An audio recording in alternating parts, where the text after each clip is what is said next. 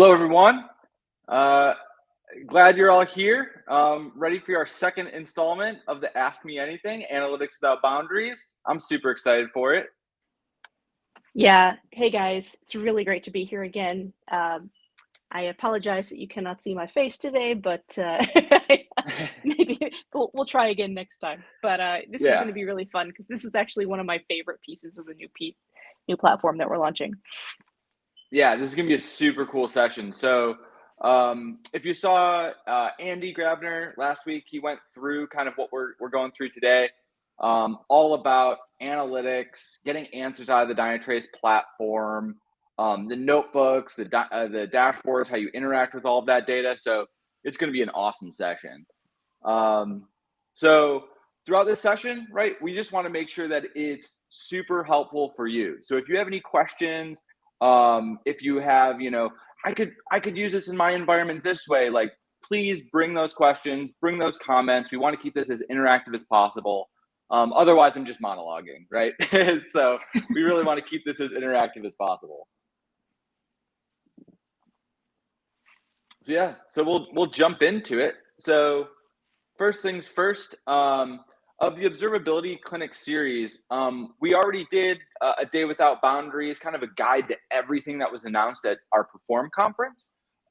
Today is all about analytics without boundaries and Dynatrace query language. So these two sessions right here, but upcoming in a couple of weeks, there's automation without boundaries, and then May 17th, that's going to be building an app for everything. So tons and tons of content coming out here. Love these observability clinics. And then, about a week after each one, we'll have another one of these AMAs that ask me everything. So they're in multiple different time zones. Markie and I have kind of the West Coast and APAC. But then at the same day, we've got ones on the East Coast and hitting a little bit of Europe too. So everybody gets to enjoy, right? So yeah, keep coming to them. We'll keeping them as interactive as possible and as exciting as possible. Yeah, and guys, really, this is the time where we really want to make sure that we're kind of getting your questions and you're seeing what some of this new stuff that we're so excited about is coming out. So it's really great to kind of take a look at some of those existing or those upcoming observability clinics, get the word directly from our product managers. They're talking about this stuff. They're really passionate about it as well. And Jason and I always love when you guys kind of hop on with us so we can hear directly from you guys how you're using this and what you're looking forward to. Yeah, exactly. So the topics for today, we're going to be focusing mostly on Grail, the data lakehouse with a massive parallel processing engine at the core of Dynatrace. We're also going to go into how you interact with that data that is stored in Grail via dashboards and notebooks. So just a little bit about the Dynatrace platform architecture and how this all kind of works, because we announced things like dashboards and automation engine and Grail and like how does this all kind of play together, right? How do we see data from ingest, storing it, analyzing it, gaining answers out of it? I think this diagram does a really good job of that and kind of sets the stage for the whole talk that we have today. So on the left-hand side, we've got ingest of data, right? So that's all your deep connected observability data, security data, business data, traces, metrics, logs, topology, code, user experience data, metadata, threats and vulnerabilities and business events. That's all that deep, richly connected data. Then the way that we connect that, or collect that, I should say, is through our one agent. It's through ingesting from our ecosystem integrations with Azure and AWS and GCP. It's through ingesting data from open source tooling or open source telemetry like OTel, Prometheus, StatsD, your log shippers, right? FluentD, FluentBit, Logstash, and then anything else, right? We've got APIs for it. So you can just ingest all of that data into Dynatrace. Then all of that data, once it's actually collected, it's stored in what we call Grail. So Grail is mind-blowing, the scale and the performance of it.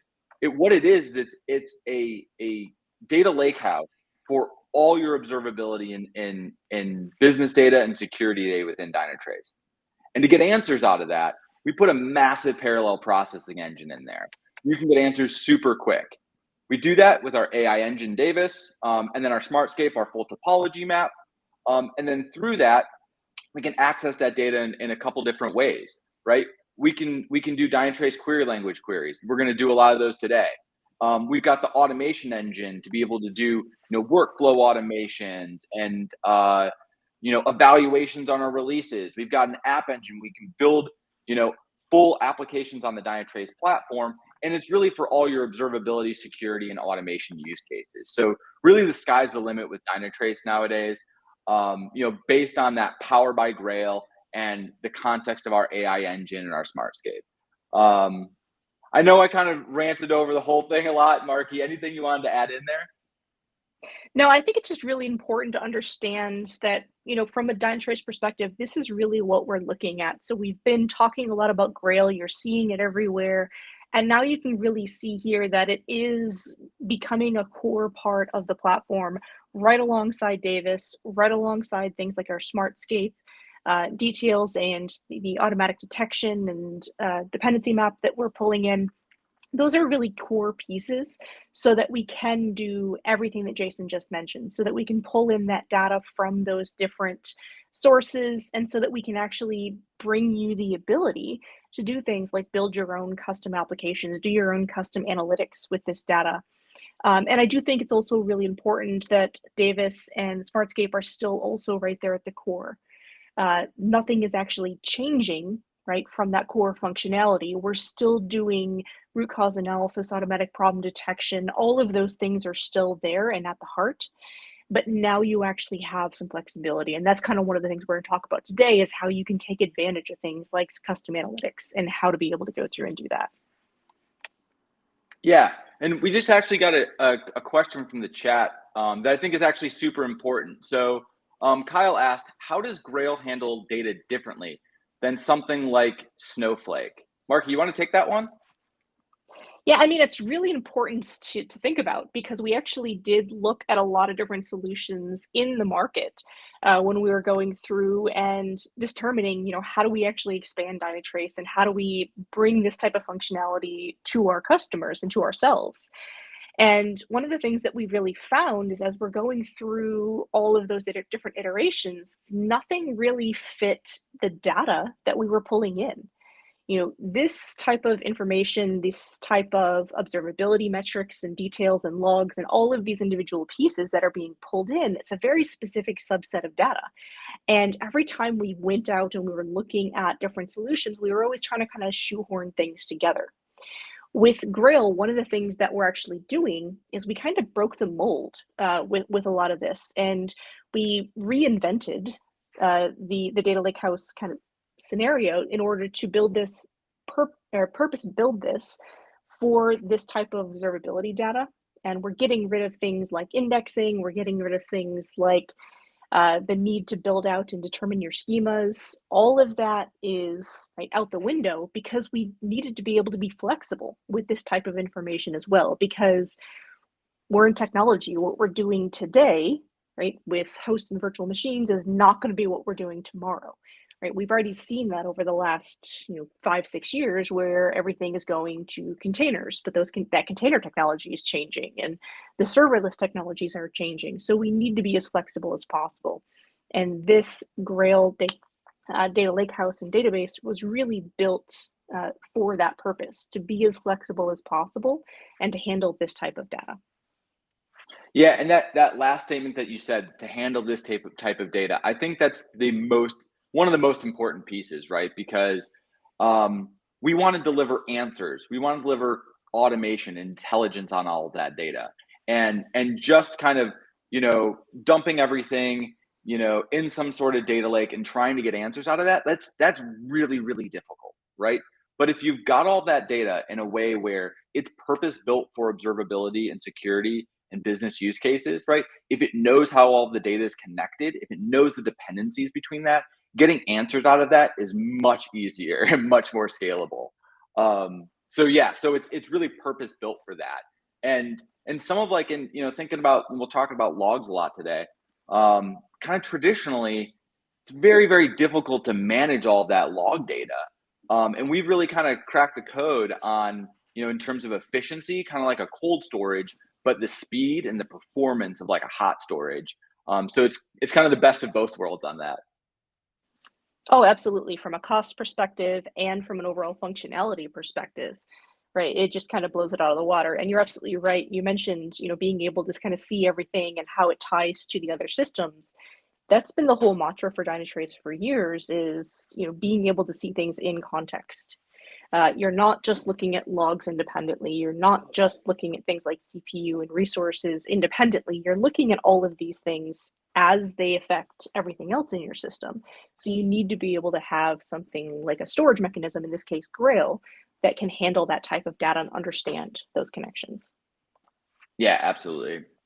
So kind of getting into the data types that we're storing in Grail today and then in the near future. Since November of last year, we've been storing logs and business events in Grail.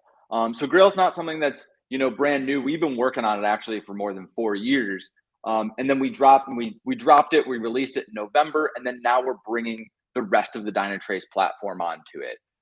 So metrics, those are going to be available in this upcoming quarter. So starting in April, and traces as well will be available in next quarter, starting in April. So eventually the entire Dynatrace platform is going to be powered by Grail with all the data types in there. And we've already done logs and business events, but metrics and traces coming on board very, very soon here. So with that, I think let's actually get into the kind of the meat of it today. Let's start doing some analytics within Dynatrace. So I'll get my screen shared out and we'll get up and running. So I know we talked about, one of the first data types within Grail is logs and business events, right? And we want to be able to access that data very, very quickly, very efficiently. So within Dynatrace, if we go into the logs and events screen, that's going to have all the logs and events that have came into our environment that we've ingested, for whatever time frame you choose, right? We're just looking at the last 2 hours. How do I access this data? How do I start kind of playing around with it? So I think the first thing is, let's go and take a look at maybe if there's any errors, right? Because talking about logs, like errors, that's probably a good place to start. So it's really easy. You just click in there. You've got drop downs here, so we can go through and say maybe status, right? And then what it'll do is it'll actually pick up the different applicable values for that key or that field that you put in there. Let's look at errors, hit run query, and it goes through, and I looked through my entire environment now, and it scanned 23 gigabytes of data, right? And it took only 2 seconds to get through all that, to look at all the different errors that are running within my environment right now. So with each one of those, I can crack it open. I can see the full content. I've got the full topology. So all of that within context, right? So I know what entity it came off of, which namespace. We're running this out of Kubernetes, my host name, my log source, all those additional details. And if I said, what, I want to only look at my error logs, from this specific entity, right? I can do that. I can just quickly click into that entity, hit that filter button, run my new query, and now it's then filtered on all the error logs on that specific process. So it's super simple, just easy. I want to go look at my error logs for my application or my service or whatever it is. Super easy to go do that, right? So even if you're not somebody who's got a PhD in a query language, you've never written a SQL query before in your life or anything like that, like it's still really easy to get up and running on this stuff just through those drop downs. Yeah, I love the Now, ability to kind of yeah, go through and do that auto filter that you were talking about, Jason. And I also think it's really important to note that we can query and we can search and we can use all of that metadata that you were actually showing. So all of that contextual data, all of those individual attributes, we're not limited to things like just the content or just, right, whatever host it came from. Everything here is in play. And we can really use that as we're going through. yeah. And it makes it super easy, right? To just go through and grab the data that you need. Like for instance here, I'm seeing, bad certificate, right? And in my query, I've got my status, my entity. Maybe I only want to look at the bad certificate ones, right? I can just go through and look at that content, right? And do bad certificate, run that query again. Now I've got basically those 3 different filters, right? Looking at all of that. So super easy to get up and running, right? We can format the table in any way we want. We can add different attributes to the table. We can pin this to dashboards. We can do kind of a lot with that. But probably what you're going to do is once you've kind of played around with the data a little bit, you're going to want to analyze this in a deeper way, right? You're going to want to have to, you're going to want to share this with other people, maybe visualize this data in different ways. And that's where we can hit this open with button.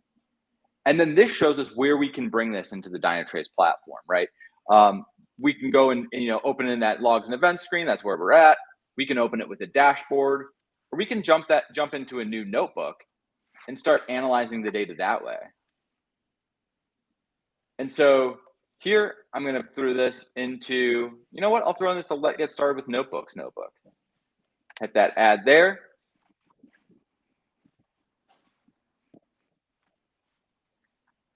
And it's running that query and adding it to my notebook.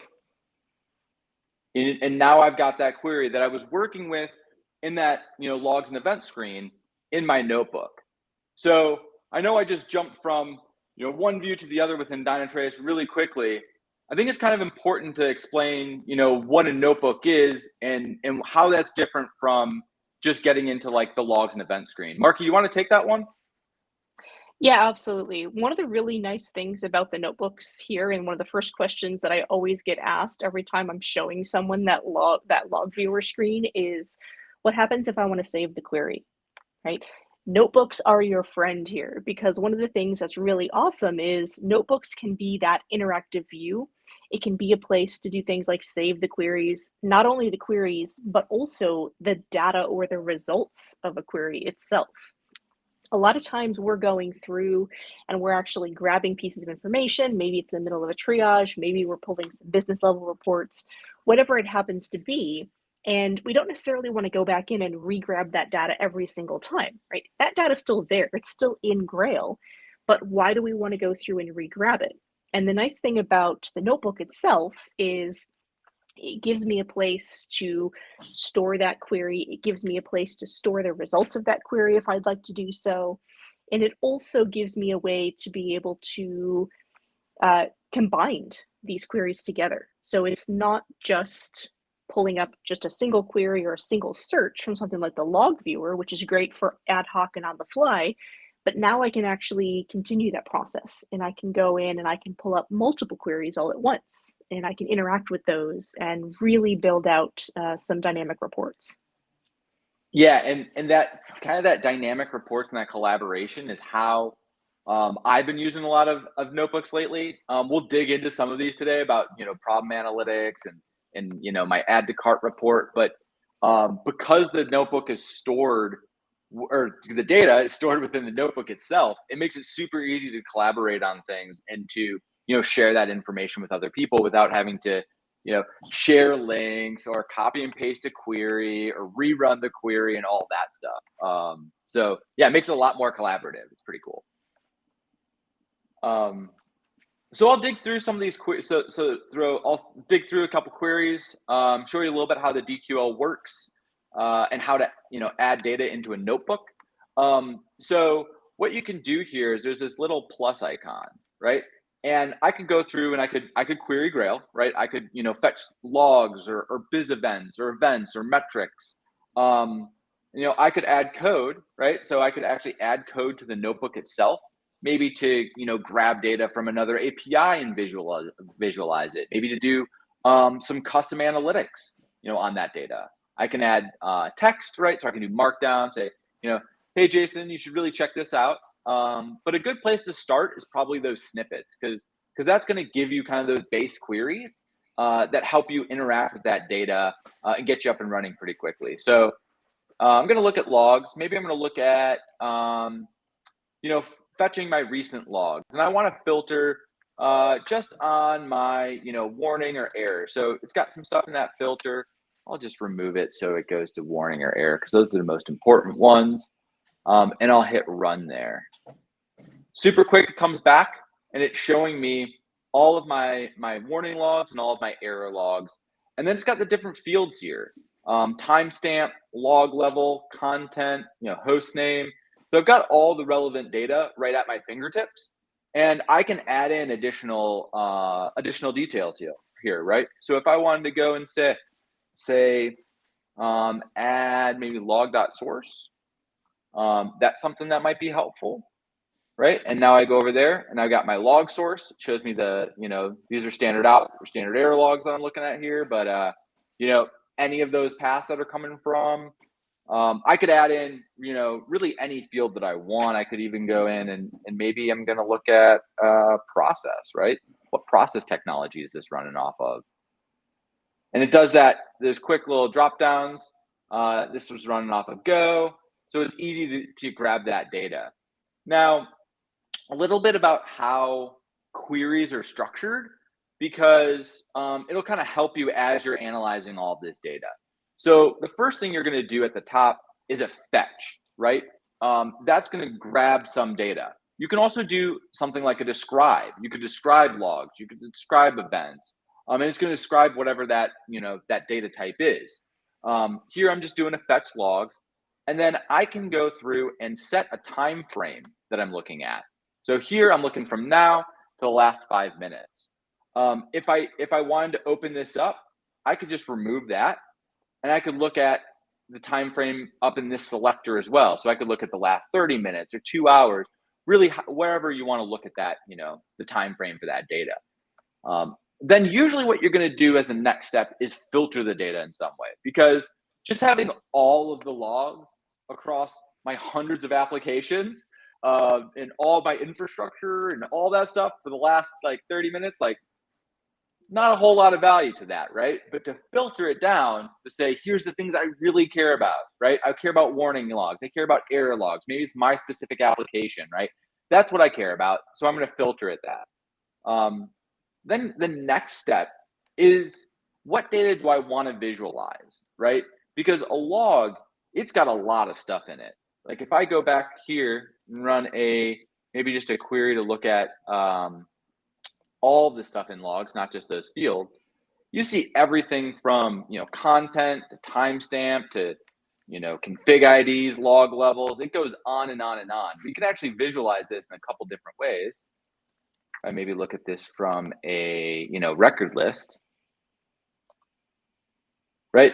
Look at all that stuff that's in that log, right? We have all of that enrichment, everything you saw on that last screen. We've got that here, and we can use those to build our filters, or we can have those different fields. This is basically going down and saying, what out of my error logs and my warning logs, what fields do I want to actually look at?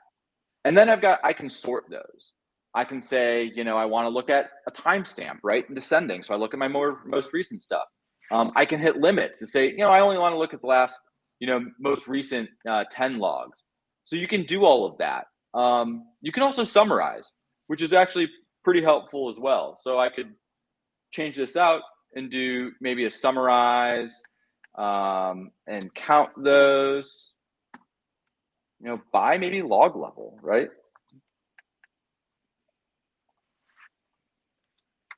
And now I'm looking at those two different the counts of all my warning logs and my error logs by that log level. So super easy just to get into that data and start interacting with all of it. Yeah, and I just want to point out that you're kind of seeing Jason walk through this. Just look and see how easy it is for him to do things like resize these different tiles on the view, right? Being able to easily switch those columns. I mean, he pulled up that view earlier where he was going through and kind of changing the visualization, but you can also customize that visualization. So maybe you don't put in that fields list in the query itself, but you can actually go through and you can just select that from a drop-down list. Right? Which ones do you want to have listed there?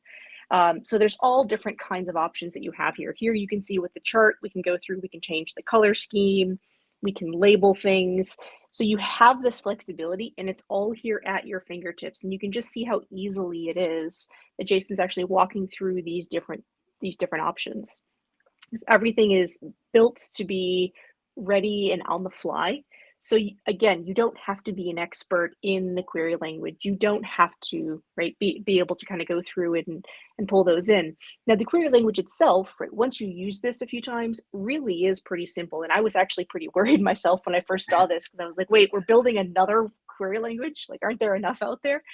But it really is pretty intuitive to kind of go through and set that up. But you now also have the ability to do, a lot of this through the UI itself, and it'll do some of that heavy lifting for you behind the scenes, which is really nice.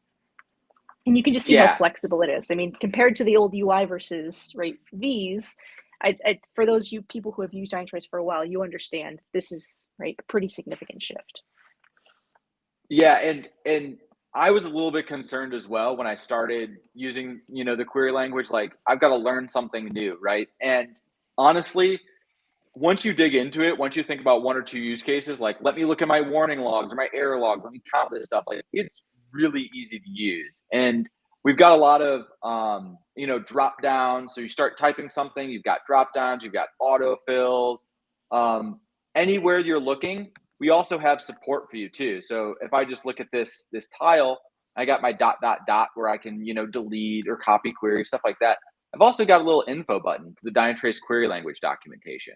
So it's always at a fingertips, and I can go through and look, right, here's some examples based on, common use cases.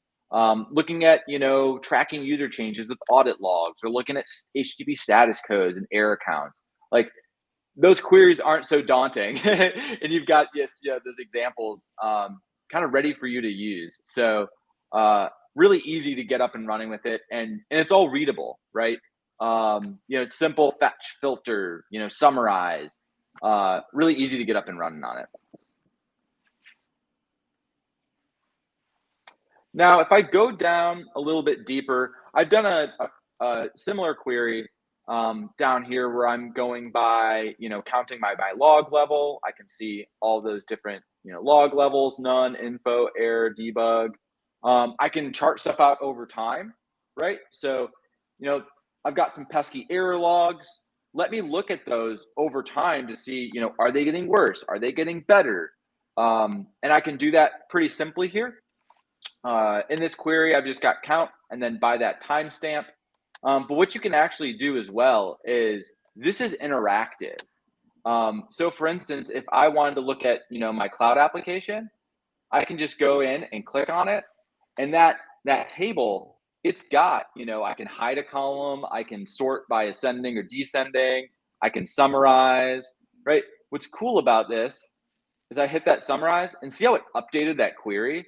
And now it's summarizing by that cloud application, by that column I picked. So super easy just to take a query, very basic, like fetch my logs, and really start building off of it with just clicking on stuff. Now I'll back that out, and maybe I wanted to, count the number of records over time, right? All I do is click on timestamp, and it goes, hey, here's how I add my count over time. So you've got all these, these little tips at your fingertips, for lack of a better term on that. But it makes it super easy for you to get up and running on this stuff. Yeah, and it's I all think to really just in there. Yeah, I'm sorry, I didn't mean to interrupt there, but you're right. That's the idea. Is it's right there, it's at the ready for you, and really to show the true value of this. Jason, if you want to change the visualization of that, because we're in the table right now, we want to chart this over time, we just swap this to a bar chart, right? Or the line chart, and now all of a sudden we've got this, right, pulled in over time. Yeah. So this really gives us the flexibility, right, to be able to do that. Yeah, super easy just to change that out, if it's a bar chart or area, splits, all that type of stuff. Really easy to get up and running on. Now, a little bit later on, I've got, they're a little bit deeper. I've got, this spike in my errors. Maybe I want to analyze that like a little bit level deeper, right? Maybe I added in this comment here saying, hey, Jason, it's your fault. You gotta go investigate this error spike. So maybe I want to add in, counting by a couple of different entities within Dynatrace, right? So maybe I want to look at, by my processes, which of those processes are giving me all of those, error logs. That's super simple. So all I'm basically doing here is counting, by my different process name, my process group instance, and then I'm counting those descending. So the descending count basically, sorts it from, most error logs to least, right? And I'm looking at all my different processes here. Now, all the data within Dynatrace is fully connected. And I think it makes it super evident when you just go to click on something and you click, for instance, on this process, and you go open, and then it shows you where else you can view this, right? Do I want to view this in my Smartscape topology map? Do I want to view this in the technologies and processes screen? You can do that easily. So you go from that error log to the other views within Dynatrace to analyze that even deeper, right? To look at, the CPU and the responsiveness and the worker processes and all those key stats from that process that was throwing up all of those error logs. So it's not like we're just connecting, we're just collecting a log or just collecting a trace or a metric, but all of those data types are fully connected within Dynatrace to help you get answers out of that stuff quicker. Yeah, absolutely. And that's a really strong point as well, because it comes back to what we were talking about at the very beginning, right? The real power behind something like the Grail platform is that we do have the ability to store this type of data with things like the relationships that are being pulled in. So we have the ability to tie these different pieces together. And you're not having to manually do that. You're not going to 3 different tools. You're not even using the same tool and just having to look things up separately. They're already there and they're already correlated, right? Specifically for you out of the box. And because that's just the nature of the data. So that's how we're going to be able to use it and store it.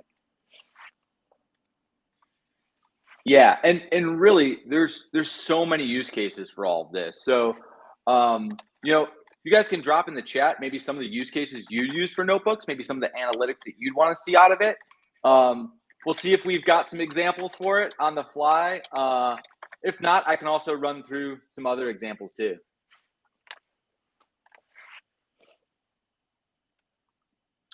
Yeah, and we've been talking a lot about notebooks here, Jason, and just some of the kind of deep functionality and the flexibility of what we can do with some of these.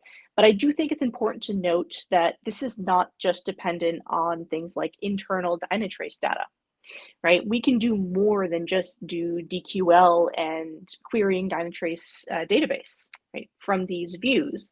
We can also do things like pull in or explore external data. And we can do that through running maybe a JavaScript snippet, right? Directly within something like the notebook itself. We can do queries, we can query external APIs, be able to show that data and pull it in side by side with the notebook data. And remember, notebooks keep that data. So you want to go out, query something, pull it in, have it side by side with Dynatrace data, or even query both, right, from through the same tile. We can do that. And we have the ability to pull that in through external views. And that's not just for notebooks, that also goes, right, for our dashboards as well, where we can actually go through and we can actually pull in external sources and utilize things like DQL and the Dynatrace data to be able to actually go in, right, and build out these custom reviews or custom reports. Yeah. And really, the sky's the limit for the data that you can get into Dynatrace, right? We've got the, adding code right here, grabbing that data via a serverless function. I could even just go and look at the hub, and we've got tons of different extensions and ways to get that data into Dynatrace as well. So basically, our hub is the way to grab data, to onboard new applications onto Dynatrace, to integrate with some of your existing data sources. There's tons and tons of options within here. So for instance, if I wanted to maybe, grab in Prometheus data, right? I can do that. The hub teaches me exactly how to do that. Or maybe I wanted to ingest my logs through Logstash. I could do that as well, right? Just go to the hub and grab that data. But really that the flexibility within the notebooks, within the dashboards, allow you to take any data that's either ingested or data that's just available somewhere else and grab that via our JavaScript too. Yeah, and that's exactly it, right? We can do things like pull in Prometheus data and store that within Dynatrace. We have that flexibility. But one of the other things that's really great as well is there may be data that maybe it changes on a daily basis, or it's something like, say, the cost from your cloud provider. Those are things that you may not necessarily want to store in Dynatrace because they're going to change, right? You don't know how often you want to query those. So that's actually something that you can pull in just for the purposes of a dashboard or just for the purposes of a notebook. But something like Prometheus data, well, that's longer term. You want to be able to look at trending. You want to be able to, right, visualize that. And so we pull those into Dynatrace, store those within Grail through the metrics connection, and then we have the ability, right, to do high-level analytics on those. Not only that, but also do alerting, right? Problem detection, problem notification, anything else that comes up from that perspective. We did actually get a question in the chat here, which is interesting and kind of goes along with what you're talking about here, Jason, as far as how do we actually collect this information, right? What goes into that? Some of it is just that, where we're collecting from some of those external sources, where we're pulling in existing Prometheus metrics. Maybe we're hooking into an API for your cloud provider. But a lot of this data can also be collected by our Dynatrace One agent. That one agent can be rolled out to the different systems, to your different servers, to your serverless components, to your Kubernetes clusters, whatever it happens to be. And that one agent actually allows us to be able to go through and collect everything from infrastructure metrics to logs to APM or transaction level performance data, code level transaction data. It also gives us some flexibility to do things like real user monitoring or JavaScript or web level monitoring as well. So single agent install on the individual machine, or again, on something like the serverless function that you might be using, will allow us to actually go through and collect those details. Once that agent is there, right, one of the nice things about the one agent is we don't care what the underlying application technology is, anything else along those lines. So it doesn't matter if it's .NET or Java, it's the same agent everywhere you go. And that agent actually will go through and collect that information.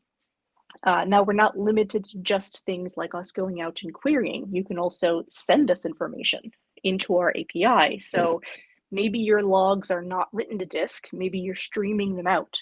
So one of the things you can do is just point that stream to the Dynatrace API endpoint, and we'll do things like that as well. So you have a lot of different options for being able to break that down and being able to kind of pull those in. Yeah, and a little bit on Andrew's question as well is, how easy is it to kind of roll out the one agent? Can we push that out to a lot of different instances? And the answer is absolutely yes, because it doesn't need to change a JVM startup parameter or have a multiple different agent technologies for different technologies that you're running on the box. It's that single agent install, and you can run it in a couple different ways. You can do full stack monitoring, where it's got application code level details. You can do infrastructure mode as well, where you're looking at CPU and memory and all that stuff. And basically you can just push it out. It auto discovers, it automatically instruments, and you're collecting all of that rich connected data. I've personally done a rollout where we did 5,000 hosts in one morning. And then by the end of the week, we had rolled it out to all of production with 13,000 hosts with one of our customers, and I won't share who it was, but they were in the government space, and typically changes do not go through that easily. It's just that level of automation. It was super easy for us to get that all rolled out. And yeah, so if you have more questions about, kind of licensing or how it would work in your environment, feel free to hit up Marky or I on LinkedIn. We'll chat with you directly, or we can get you in contact with your direct account team to go through that in more depth as well. So yeah, awesome question. Thanks for being interactive.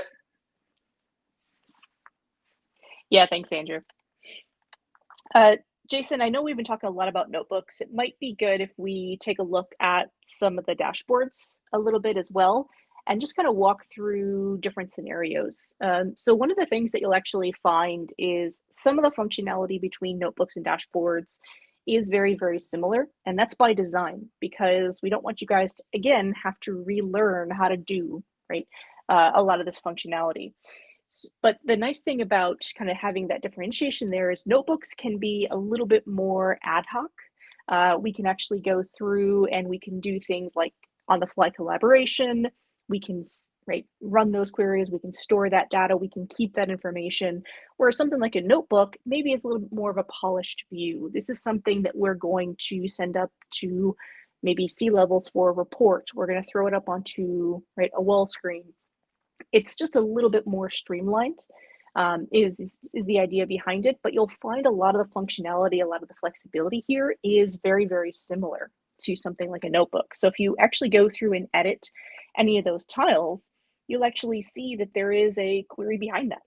Right? Again, same thing is true here as what was true for notebooks, where we can run something like a DQL query here. We can run a piece of JavaScript if we want to query to external data or just process the data a little bit differently.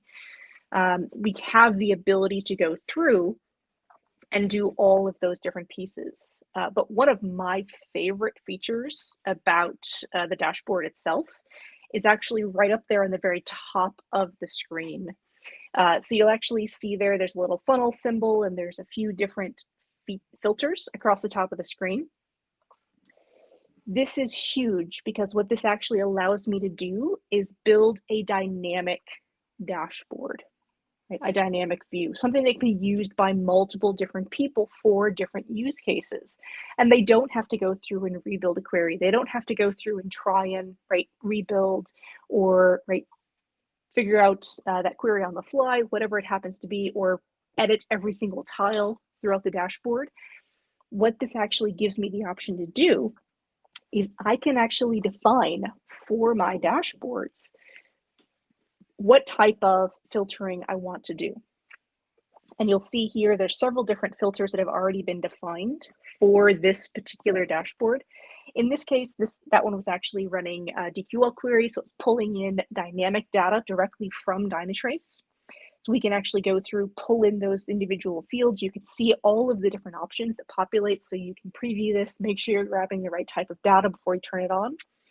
You also have the option to say, okay, this is something that maybe we want to have multiple values of.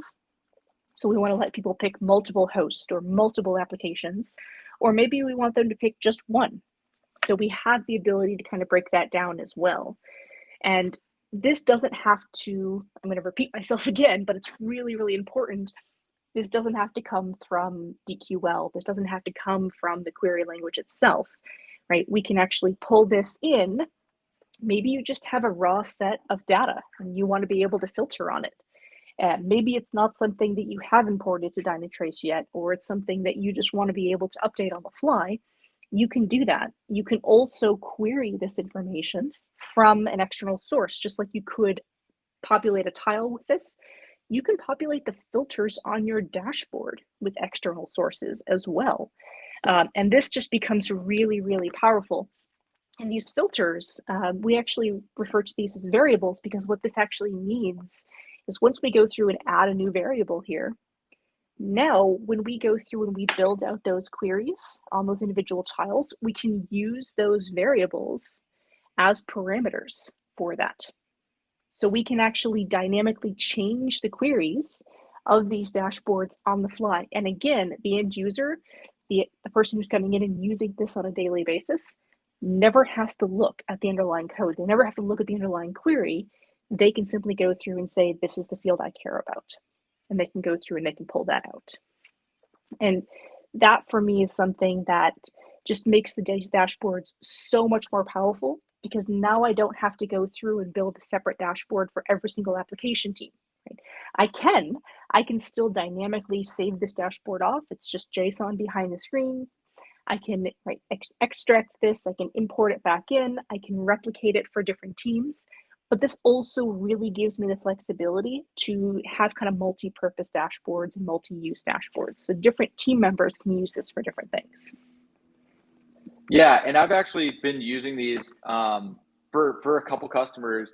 One was going, hey, I've got all this data within Dynatrace about my OS version, right? Which versions I'm running, which versions of Linux and Windows that I'm running. Like, how can I kind of report on that? And how can I see which ones I need to patch, right? Or which ones I need to update, all that type of stuff. So I just built them a dashboard kind of like this, right? Where I put a variable, and this was simple enough, right? There's Linux, Windows, and AIX in their environment, right? All I have to do is make that little CSV where I've got, Linux, Windows, and AIX as OS type. And then I'm querying the OS version and the entity information from each of those hosts. And they can go and see all their tags. I can see, what cloud they're running in, all of that stuff. And I can dynamically say, well, I don't care about, Linux today. Maybe I only want to look at Windows, right? And they can just go from that drop down and then see all that information. But that wasn't good enough for them, right? They were like, you know what would be really cool is if I could just filter on each individual OS version, right? So that's when I took not just the CSV approach where I had Windows, Linux, or AIX, but I wanted to grab it off of a query.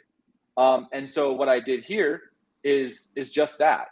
I went through, just did, fetch my hosts in the fields, OS version. When I hit run query as a preview, it shows me all the individual versions of OSs that they're running. And then up here, I can select those, and then it shows you how many are running of each. And then again, down which hosts are running those. So I know it's a super simple example of grabbing those variables or selecting those filters, but it makes it really easy to interact with that data. And maybe somebody doesn't want to learn how to build a query, but you want to just throw that up into a dashboard or into a notebook, and they can use that information. We can do that, right? We can share this information, we can make it actionable, and we can make it easy to use. Yeah, absolutely. And again, it sounds like a simple use case, but it's so powerful, right? Just that one little thing, being able to go through and filter on things like the OS, right? It sounds like such a simple thing, but in a lot of instances, it can actually be really hard to do depending on kind of what tools you're working with. Again, if it's not predefined. And that's really the beauty behind some of these innovations and some of these changes that we're making, is we're kind of just opening the doors wide up, and you don't have to predefine these filters anymore. You don't have to predefine these different attributes. You can just simply pull these up on the fly. You saw what Jason was doing there to pull up the operating system version, right? That's actually something that we can, right? That was just a DQL query. So maybe I want to parse down part of that operating system version. I could do that in that variable, in that query. So this is just something that just makes it super easy to be able to dynamically pull that out and to be able to utilize that. And that for me is just one of the really, really nice features about this. Yeah. Now, I know we're getting close on time, so if you have any last questions, feel free to drop them in there. I know we talked about logs today. I showed a little bit about entity information. One I did want to cover, which I think was pretty cool, was kind of analyzing the problems within Dynatrace, because we've always had the AI engine, right? It's looking at all this data, it's baselining, it's determining anomalies, it's finding those anomalies, it's getting the root cause. But now we actually can query that data, which is kind of interesting, right? Because I've had a lot of examples where people said, hey, how can I query Dynatrace to figure out where I should focus my efforts, right? What problems keep on popping up? what's taking the longest to resolve? Where should I focus my efforts and to make the biggest impact in my IT organization? So I put this together for a customer, and I think this is really cool, right? So they're doing problem analytics, right? One of the things we can do is fetch events and look by those Davis problems. So again, shows me all the data within those problems. What the event was, when it started, when it ended, was it under a maintenance window? What alerting profile is attached to it, and then I can do a little bit of analytics on top of it, right? Like, which event category is the worst, right?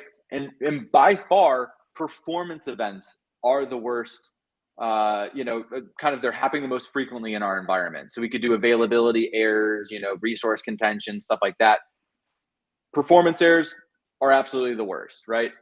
And so let's dig into that a little bit deeper, right? Maybe we want to go well, what kind of performance errors? Well, this is a response time degradation, right? For errors, there's mobile crashes and JavaScript errors and failure rate increases, but this is all response time degradation. We can see by and far that's the highest count. But maybe we also want to see, how long does it take to resolve these problems? We can do that too. We can track over time, how long it took to resolve each problem, separated out over time. And it looks like we had this big spike here. So maybe what type of problems, right, take longest to resolve? Well, it's actually, it's errors. It was performance earlier today. Let's run that query. Yeah, it's actually errors are the longest to resolve. So that's actually kind of a cool thing. I was looking at old data, right? And before it was I was kind of more like the performance stuff was up there, but now I actually realize it's maybe errors, right, that are taking me the most time to resolve. So we can go through and figure out, okay, so it's performance are the most, errors are taking the longest, and then we can go and query that data as well. See if there's specific root causes, specific services that we need to fix. In this case, this was the problem, the service that had all these performance issues with it, and then we can go in and look at what was happening with that service over time. Maybe it's just a service that has bad configuration, or we're having frequent failures on deployment events. All that stuff we can dig in deeper with this data. So that was just kind of an idea I wanted to kick out there with everybody to kind of get those gears spinning. Is it's not just logs, it's not just metrics, but we can actually look at the AI powered problem tickets within Dynatrace, and we can query that data too. Yeah, and I think you made a couple really good points there, Jason, in that this is a real world use case. I get asked for this at least once a month, right? Break down my problems for me. Tell me which group has the most problems that are being alerted on. How long is it taking us to close these problems, right? These are really common questions. And now we have direct access to all of this underlying data. It really does give us kind of that flexibility to be able to break that out. And I think you touched on another really key piece there as well. And I mentioned a little bit earlier, but I do just want to make sure that everyone's aware.